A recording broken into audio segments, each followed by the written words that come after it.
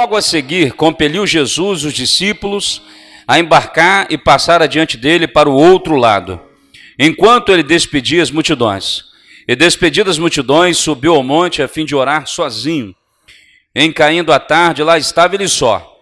Entretanto, o barco já estava longe, muitos estados da terra. Açoitado pelas ondas, porque o vento era contrário, na quarta vigília da noite, foi Jesus ter com eles, andando sobre o mar. E os discípulos, ao vê-lo andando sobre as águas, ficaram aterrados e exclamaram: é um fantasma! E tomados de medo, gritaram. Mas Jesus imediatamente lhes disse: tende bom, sou eu, não temais. Respondendo-lhe Pedro, disse: se és tu, Senhor, manda-me ter contigo sobre as águas. E ele disse, irmãos, o quê? Vem. E Pedro, descendo do barco, andou por sobre as águas e foi ter com Jesus. Reparando, porém, na força do vento, o que ele teve? Medo. Medo é terrível, né? E começando a submergir, gritou: salva-me, Senhor. E prontamente Jesus estendeu a mão, tomou-lhe e lhe disse: homem de pequena fé, por que duvidaste? Subindo ambos para o barco, diga bem forte: cessou o vento. Vamos dizer isso? Cessou o vento.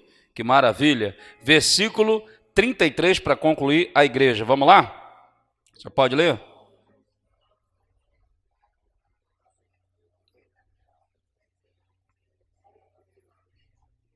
Diga comigo: Senhor Jesus, obrigado pela tua palavra. Ministra a mesma no nosso coração, de maneira que entendamos, compreendamos, sejamos tocados por ti. Usa o pastor essa noite, em nome de Jesus. Amém. Você pode sentar.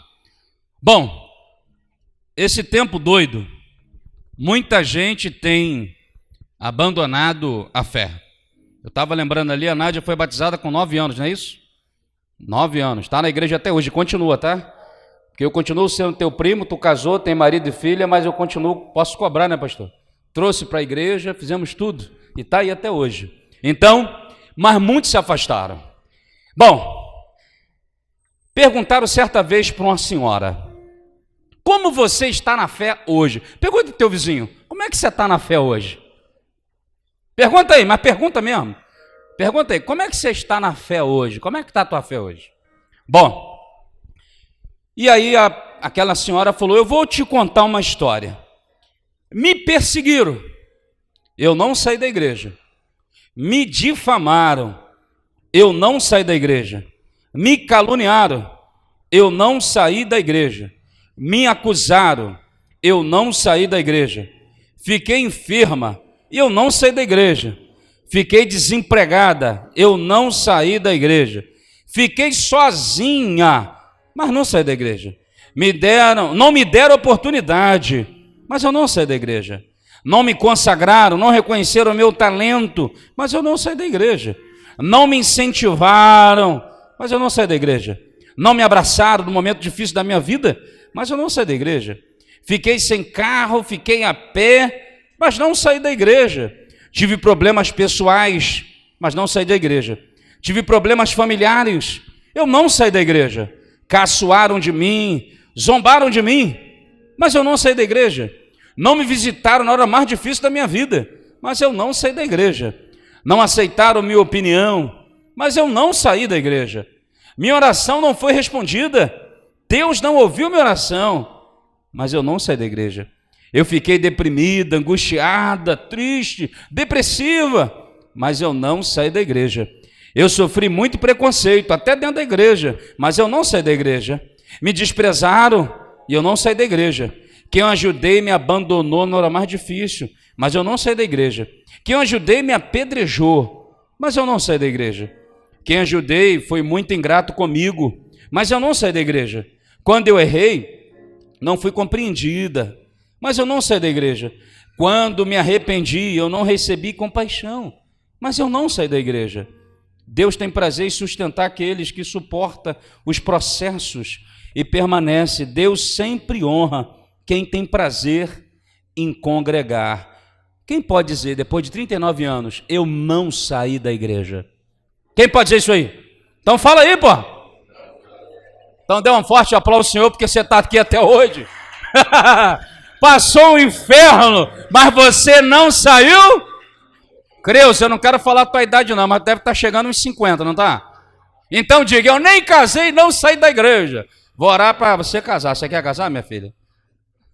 Não quer não? Então vai continuar assim, casou com Jesus. Mas diga, eu não saí da igreja. Irmãos, o que é que pode tirar as pessoas da igreja?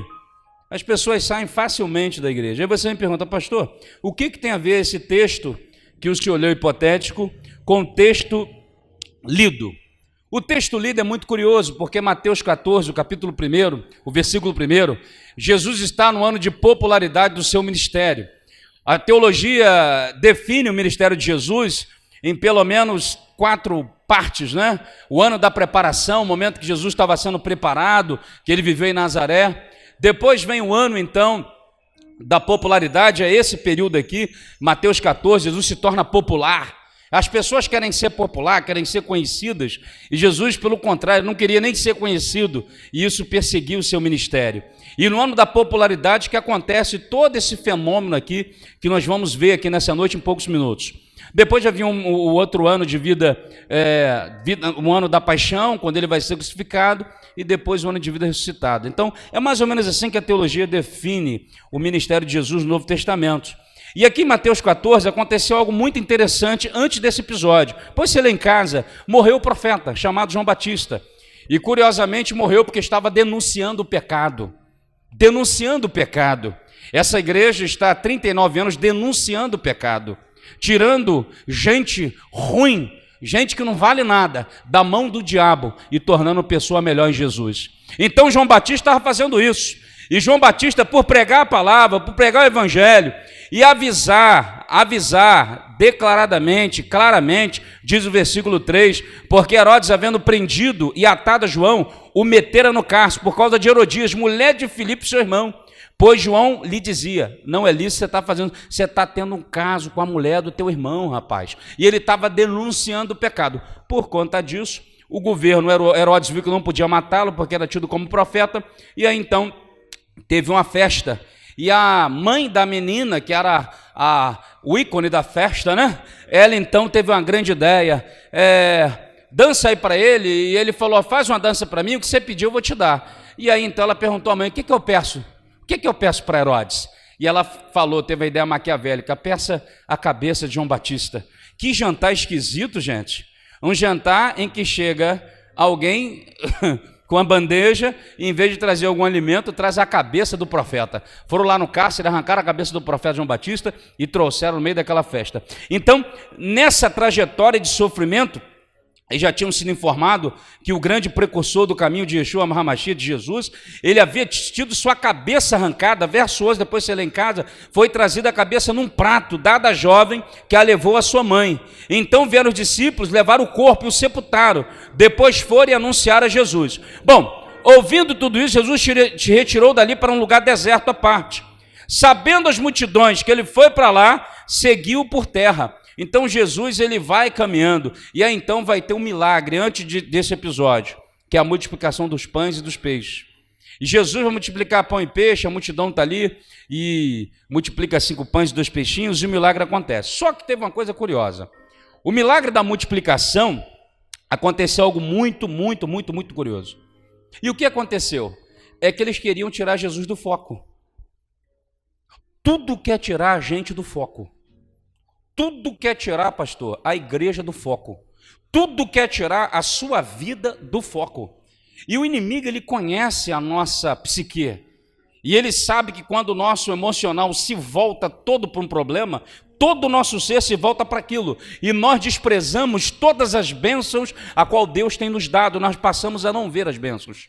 Nós não passamos a ver que as bênçãos estão nos acompanhando. Então o inimigo cria situações. E na multiplicação dos pães e dos peixes, ele queria tornar Jesus um Messias político. Em João capítulo 6, verso 12, Jesus saiu dali porque eles queriam fazer dele um Messias político. E o curioso nesse texto é que o texto vai dizer de forma clara para nós, verso 22, o primeiro versículo que eu li, logo a seguir compeliu Jesus os discípulos a embarcar e passar adiante dele para o outro lado, enquanto Jesus se despediu das multidões. Por que Jesus não deixou os discípulos despedir a multidão? Mas ele fez questão de ele despedir as multidões. Porque Jesus impeliu os discípulos a entrar no barco. Diga comigo, para eles não perderem o foco. Então diga assim, tudo o que o pastor vai falar, daqui para frente, diga aí, é para você continuar no foco. Diga para o teu vizinho, vamos lá? É para você continuar no foco. Esse é o tema da mensagem. Para você não sair do foco, para você não sair do propósito, para você não sair do alvo, para você não sair da meta, para você não sair daquilo que Deus colocou no seu coração. Como a mensagem hipotética que eu li, a mulher passou por tudo, mas ela não saiu da igreja. Quando sai da igreja, sai do foco. Não, sai da igreja, estou bem. Está bem nada, está na mão do diabo. Que isso, pastor? Você está dizendo o quê? Não tem crente em casa não, irmão. Isso é conversa fiada, isso é lorota. Evangelho é a unidade do povo de Deus. Se o camarada não quer ter comunhão com ninguém, é porque ele não é crente, ele é cretino. Está dando para entender? Então o evangelho é relacionamento.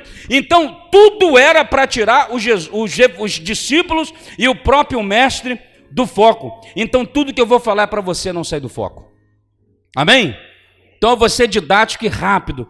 Não é que eu estou com pressa não, mas eu vou ser objetivo. Então preste atenção. Tudo que aconteceu foi para que eles saíssem do foco. Então tudo que eu vou falar é para que a igreja continue no foco. Quem sabia, quem já entendeu que essa igreja aqui é uma igreja missionária? Quem entendeu isso? Já entenderam isso? É um foco da igreja, é um propósito da igreja, é uma visão da igreja. Então se você não entende a visão missionária, consequentemente esse não vai ser o seu ambiente. É isso que acontece. Aí o cara procura o show, procura qualquer outra coisa. Mas se o cara entende o foco, o propósito, o objetivo, ele permanece no foco. E foi o que Jesus queria fazer com os seus discípulos. Curioso, gente, que onde aconteceu, a Bíblia fala, né? Jesus anda sobre o mar. Bom, eu nunca fui em Israel, mas eu pesquisei, e o mar da Galileia, ele na verdade, na Bíblia chama mar, mas ele é um grande lago. Diga comigo, o mar da Galileia é um grande lago. E esse lago, aí você, pô, num lago acontece esse negócio? Acontece. É uma explicação geográfica. Ele tinha 21 quilômetros de comprimento e ele tinha 14 metros de largura, ou melhor, 14 quilômetros de largura. Então pense bem, de Santa Cruz para cá, dá isso, 21 quilômetros. Então olha o tamanho, a extensão dele, da minha casa até chegar aqui, são quase 21 quilômetros, quase, não chega nem a ser isso, é menos um pouco. Então você vê a distância. Só que ele tinha de largura 14 quilômetros, ou seja, lá da minha casa, mais ou menos até ali a entrada da linha vermelha. Só para você entender, lá de Santa Cruz para cá. Esse grande lago é encurralado pelas montanhas de Golã, no extremo norte, e no extremo norte fica o Monte Hermon. Então você tem a montanha de Golã e você tem o Monte Hermon, que é a montanha mais alta daquela região. Então esse lago ele está como que imprensado pelo Monte Golã e pelo Monte Hermon. E ele era bem alto. O Monte Hermon ficava coberto de gelo, né? Coberto de gelo, com certa frequência, e os ventos gelados, quando desciam, né, pelo monte, eles vinham encurralando aquelas montanhas de Golã, e quando batiam na superfície do lago, levantavam ondas gigantes. Então quem andava naquela região, estava acostumado e sabia que era perigoso. Eram 21 quilômetros de extensão, e eram 24 quilômetros de largura, e tinha esses montes em volta, o Monte Hermon e o Monte Golã. E quando aquela geada descia, esse fenômeno da natureza, as ondas ficavam gigantescas. Então era muito perigoso. É nesse ambiente que vai surgir algumas coisas interessantes que eu quero compartilhar com você. Eu vou falar de 3 verdades e 3 atitudes, e nós vamos terminar a mensagem, mas antes eu queria te dar um alerta. Jesus acabou de fazer um milagre, um profeta morreu, olha só, um profeta morreu e depois veio o milagre dos pães e dos peixes. Combina, profeta morre e vem milagre? Deus continua sendo Deus quando alguém morre, e Deus continua sendo Deus quando multiplica pão. Milagre é milagre. Então, o que vai acontecer agora? Vai ter um outro milagre. Então, amados, eu queria que você guardasse seu coração. O foco do ministério de Jesus não é um milagre momentâneo. Muita gente está se afastando, pastor, porque está em busca do milagre momentâneo. O foco do ministério de Jesus é o milagre eterno, é a sua salvação. Esse é o foco do ministério de Jesus. Ele não veio celebrar o pão que ele pode dar, ele veio para me dar a salvação eterna, e isso é de graça, irmãos.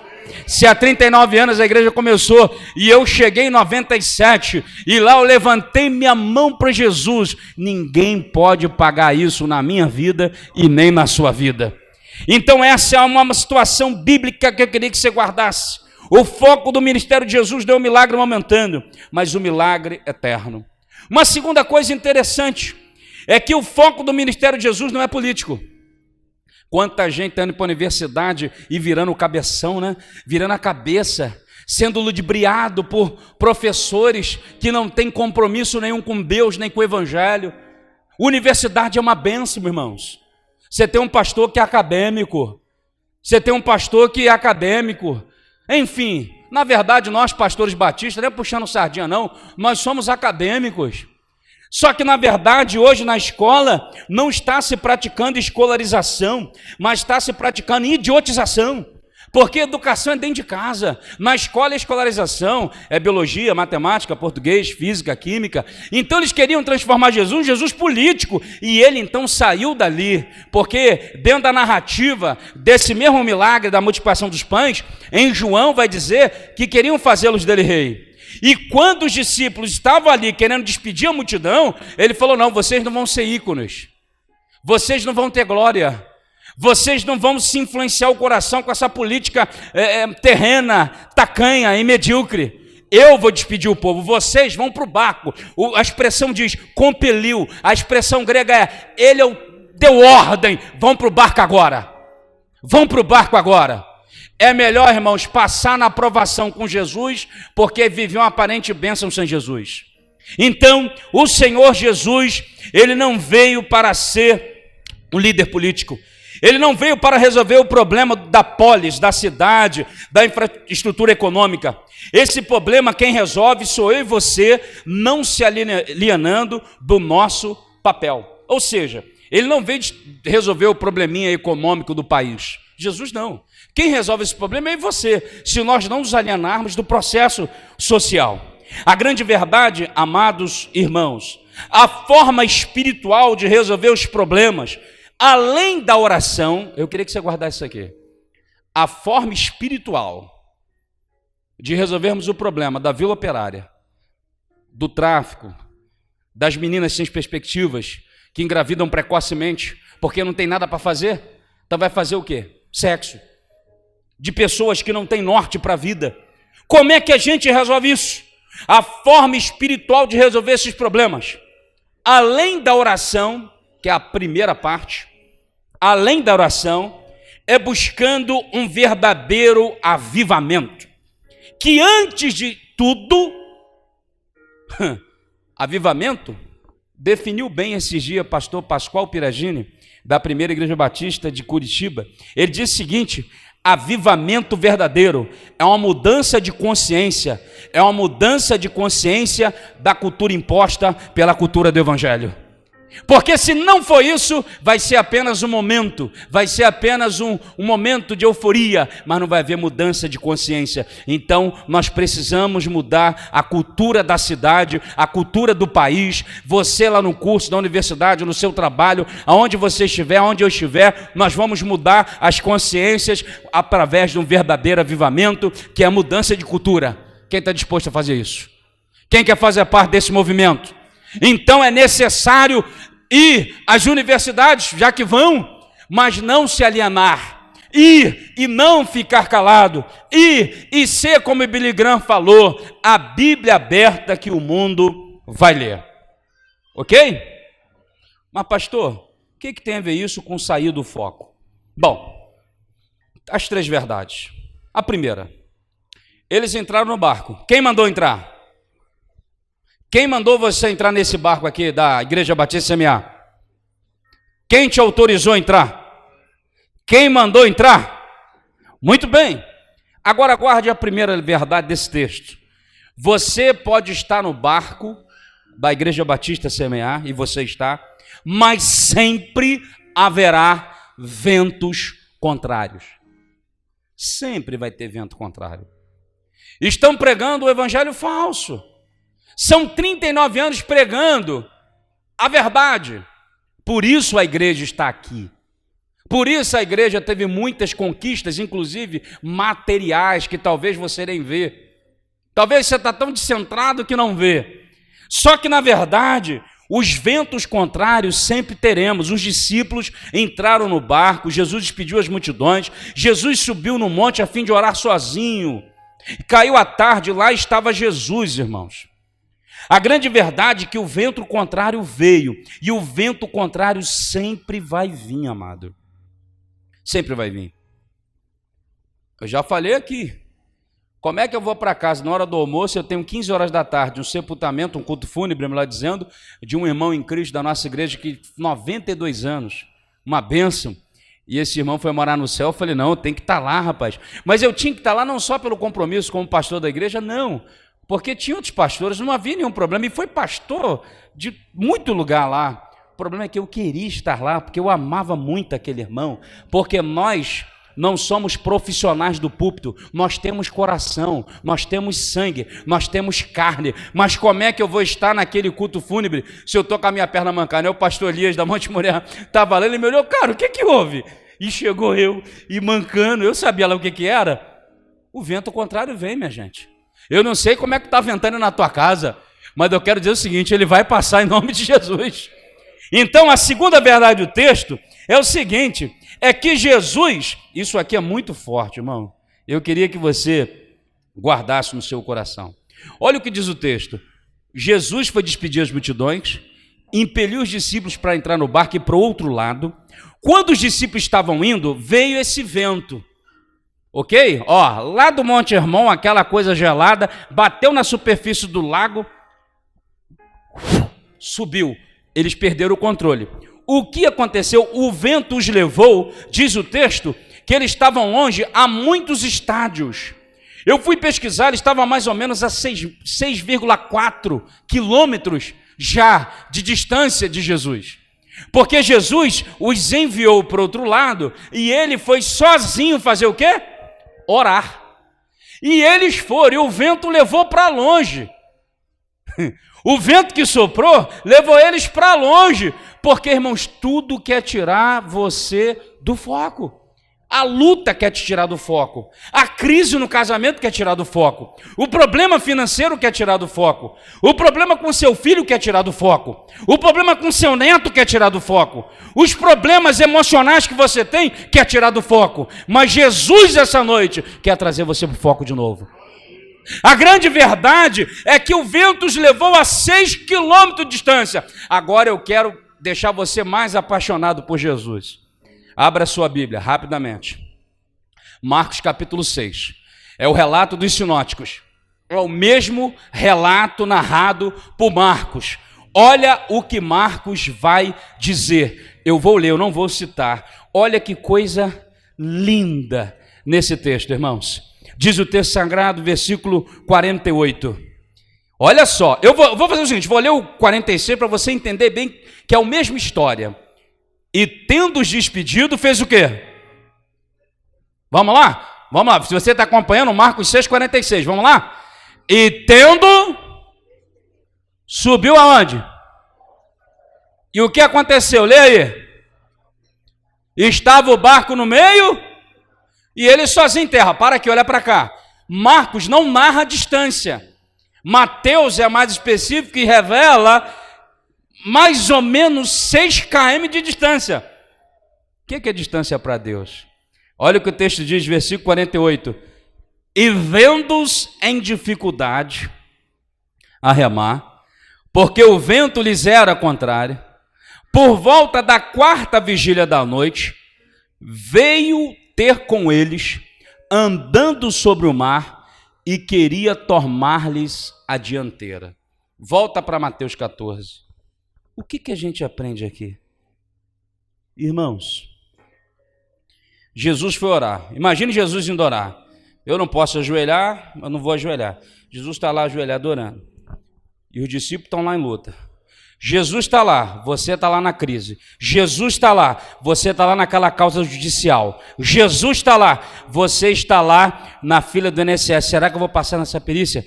Jesus está aqui e você e eu está lá. Jesus está aqui e você está para pegar o diagnóstico médico. Jesus está aqui e você está lá na sua luta. Jesus está aqui e você dizendo, Deus, como é que eu vou pagar essas contas? Jesus está aqui. Eu tenho uma notícia para te dar.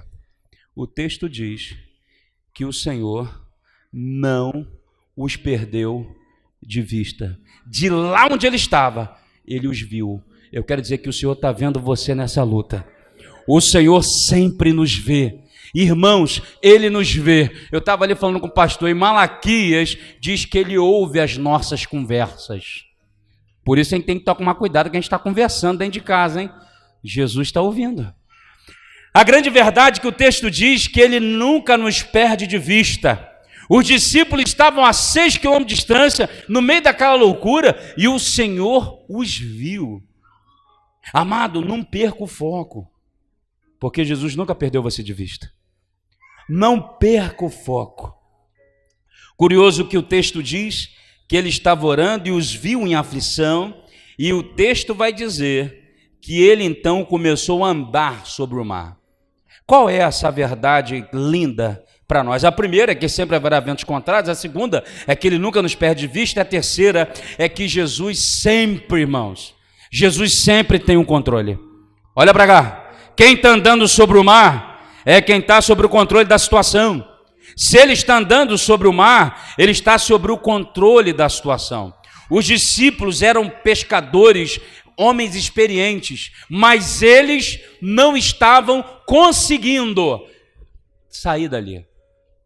Quem aqui já passou uma luta e falou, não tem como sair dessa? Levanta a mão. Muito bem. Mas Deus tirou você de lá? Porque ele nunca perdeu você de vista. A grande verdade é que ele vem andando sobre as águas porque ele tem o controle. Então essas são 3 verdades que eu gostaria que você guardasse para não sair do foco. Vamos dizer comigo? Sempre haverá ventos contrários. Jesus nunca me perderá de vista. E ele nunca perderá o controle da minha história. Agora, depois de ouvir isso é muito bom aos ouvidos, vamos agora às nossas atitudes. São 3 e eu termino. O texto mostra para nós que era a 4ª vigília da noite. Por volta de 3 a 4, 3 horas da manhã. Quem já esteve no mar de noite aqui? No meio do mar. Alguém já esteve no mar de noite aqui? De noite, no meio do mar? É sinistro. É de dar medo. Não é? Você vê o mar, o barulho das ondas? Os discípulos estavam no meio do lago. Tudo escuro. É de dar medo. Só que o texto diz que Jesus veio andando sobre o mar. E os discípulos viram andando sobre as águas, ficaram aterrados e exclamaram, é um... Irmãos, eles estavam vendo um fantasma? Sim ou não? Eles estavam vendo um fantasma? Sim ou não? Vou te perguntar, eles estavam vendo um fantasma? Sim ou não? Quem é que vinha sobre as águas? Guarda isso aqui. O fantasma que você vê é o fantasma que está dentro de você. Eu vou repetir. O fantasma que você vê é o fantasma que está dentro de você.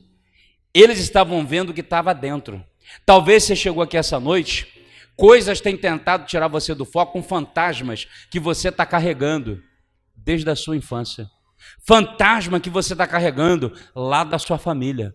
Fantasmas que você vem carregando. Então, na hora da luta, você começa a ver os mesmos fantasmas. Não é que você está vendo, eles já estão aqui, ó. Mas essa noite eles vão sair da sua mente em nome de Jesus. Você precisa que esses fantasmas morram de vez, de dentro da sua mente, porque Jesus não tirou você do pecado, não tirou você do inferno para você viver um inferno. Jesus tirou você do pecado, tirou você do inferno para viver a vida que Ele tem para nós. E sabe qual é a vida que Ele tem para nós? João capítulo 10, versículo 10. Eu vim para que tenham vida e a tenham em... É isso que eu quero ter em Cristo Jesus. Então, na verdade, irmãos, a Bíblia vai dizer que eles viram fantasma, supondo que era um fantasma, porque tem muita gente carregando fantasmas, e esse fantasma é para tirar você do foco, essa lembrança é para tirar você do foco, essa situação é para tirar você do foco. O texto vai dizer de forma clara, eles tiveram medo e gritaram, mas aí o texto vai dizer, versículo 29, versículo 28, respondendo-lhe Pedro, disse, Senhor, és tu? Então manda-o ter contigo sobre as águas. Ele disse, vem. E Pedro, descendo do barco, andou sobre as águas e foi ter com Jesus. Irmãos, essa atitude guarde. Se você não quer sair do foco, olhe, eu estou terminando, firmemente para Jesus. Olhe para Jesus. Essa frase ficou meio que pejorativa no meio evangélico. Não olha para... Irmãos, tem que olhar para Jesus. O foco é Jesus. O foco da igreja, o foco do evangelho, o foco da Bíblia, o foco da família, o foco da pregação, o foco de tudo. Quem vai te abençoar essa semana é o Senhor Jesus. Então olhe para Ele, olhe para Ele. Nunca perca Jesus também de vista. Porque Hebreus 12, 2 diz, olhando firmemente para Jesus. Aí os fantasmas vão cair por terra. Tem gente aqui essa noite carregando fantasmas familiares, sabe? Tem gente aqui essa noite está achando que está pagando uma conta lá, ó, a visão espírita, né? A Creuza falou aqui, está achando que está pagando conta do pecado. Seu pecado foi lavado na cruz do Calvário. Seu pecado foi perdoado na cruz do Calvário. Teu pai e tua mãe pecou e teu avô, é problema deles.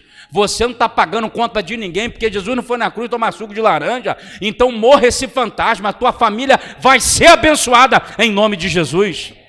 A grande verdade é que o Senhor, Ele nos mostra, quando Pedro estava olhando para Ele, o Pedro conseguiu, irmãos, andar sobre as águas.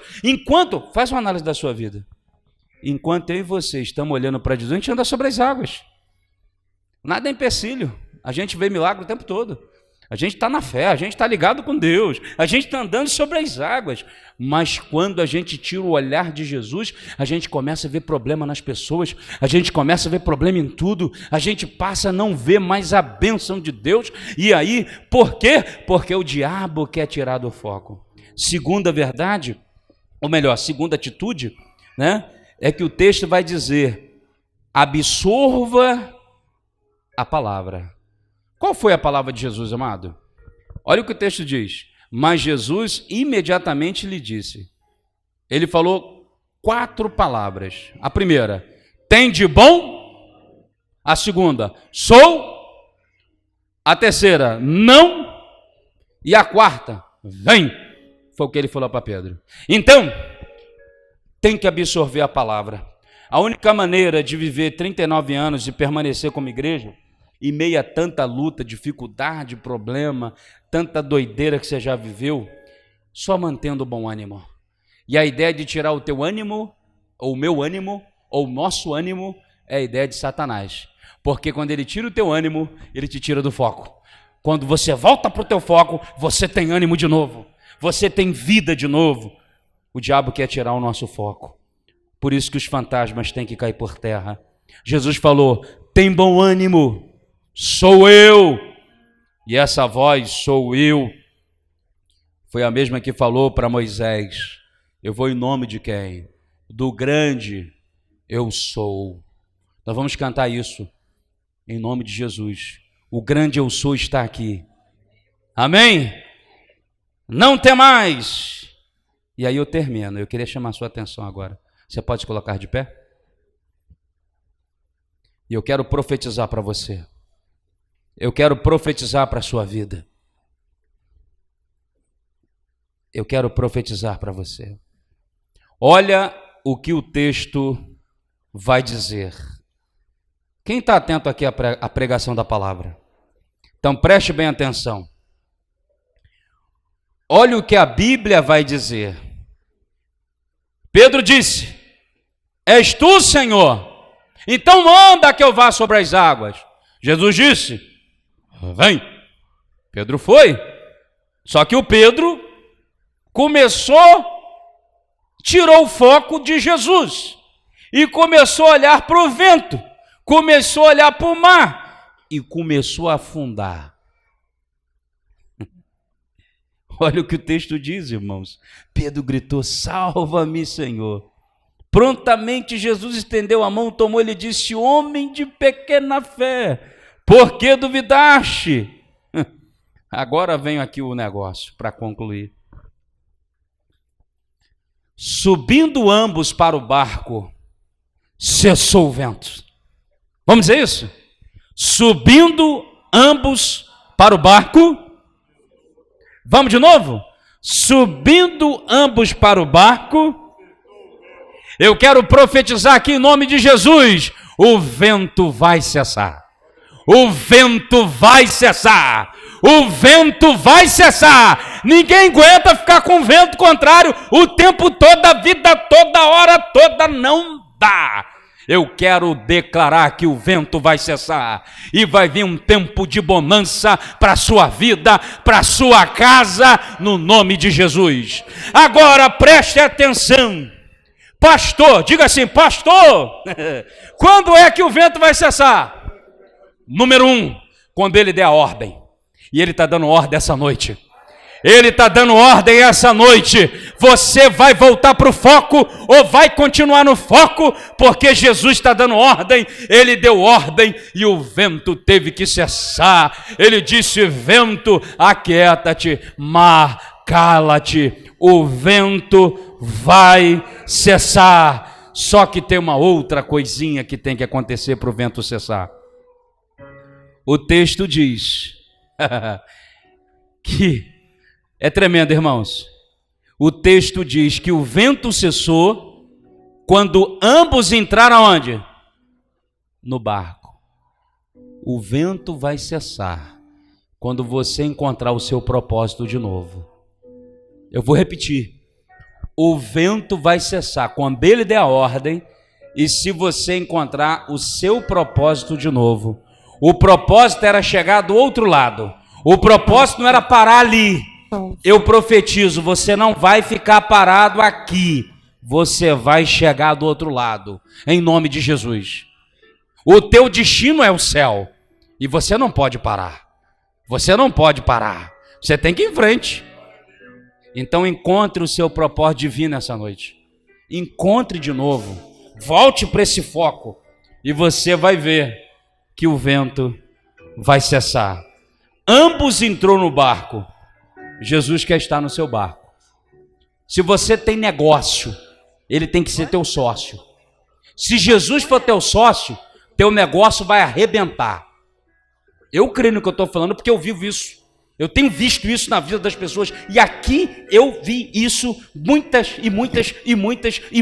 vezes aqui na Igreja Batista Semear. Então, em nome de Jesus, o desafio é esse.